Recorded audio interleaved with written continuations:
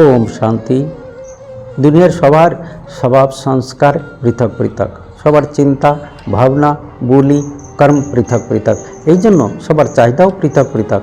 তবে সুখ শান্তি খুশি আনন্দ সবাই চাই, পাওয়ার জন্য অনেক চেষ্টাও করি কিন্তু পাই না। কেন পাই না? তার কারণ শান্তি কাকে বলে, শান্তি কোথায় পাওয়া যায়, শান্তি কে দেয়, এসব বিষয়ে আমাদের কারোরই জানা নেই। এই জন্য পরমাত্মা বলছেন যে মন বুদ্ধি থেকে নিবৃত্ত করো ইন্দ্রিয় সুখ ভোগ, আত্মা পবিত্র হয়ে লাগবে আমার সাথে যোগ। অর্থাৎ আত্মা যখন ঈশ্বরের সাথে অব্যভিচারী প্রেম করে, ইন্দ্রিয় সুখ ভোগ থেকে মুক্ত হয়, ইচ্ছা চিন্তা আর ভয় থেকে মুক্ত হয়, ক্রোধ লোভ অহংকার ঈর্ষা থেকে মুক্ত হয়, প্রত্যেক ঘটনা বা স্থিতিতে প্রশ্নমুক্ত হয় এবং সন্তুষ্ট থাকে, তখনই বলা হয় যে মন শান্ত হয়েছে। মন শান্ত হওয়াকেই বলে শান্তির উপলব্ধি, অর্থাৎ শান্তি প্রাপ্ত হয়েছে। বাস্তবে শান্তি কোনো ব্যক্তি বা বস্তু থেকে পাওয়া যায় না, কোনো জড় মূর্তি থেকে পাওয়া যায় না।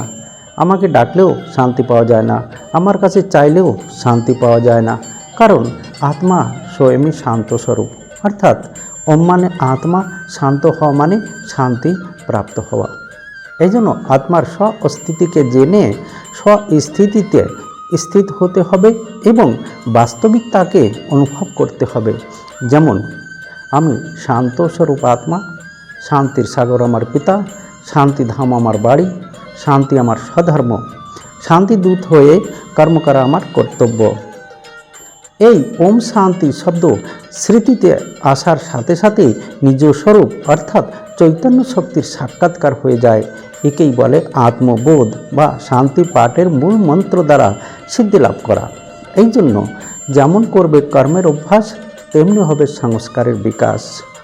তাই যদি আমরা প্রতিদিন ব্রহ্ম মুহূর্তে জ্ঞান ও যোগ বলের দ্বারা প্রাণ শক্তিকে একাগ্রচিত্ত করে স্বস্বরূপে স্থিত হই এবং এই শান্তি পাঠের অভ্যাস করি, তাহলে অবশ্যই শান্তির অনুভূতি হবে আর জীবন সুখ শান্তি আনন্দ খুশিতে ভরপুর হয়ে যাবে। কথাগুলো যদি যথার্থ মনে হয় তাহলে অবশ্যই প্র্যাকটিক্যাল করে দেখবেন এবং অন্যকেও শেয়ার করবেন। ধন্যবাদ। ওম শান্তি।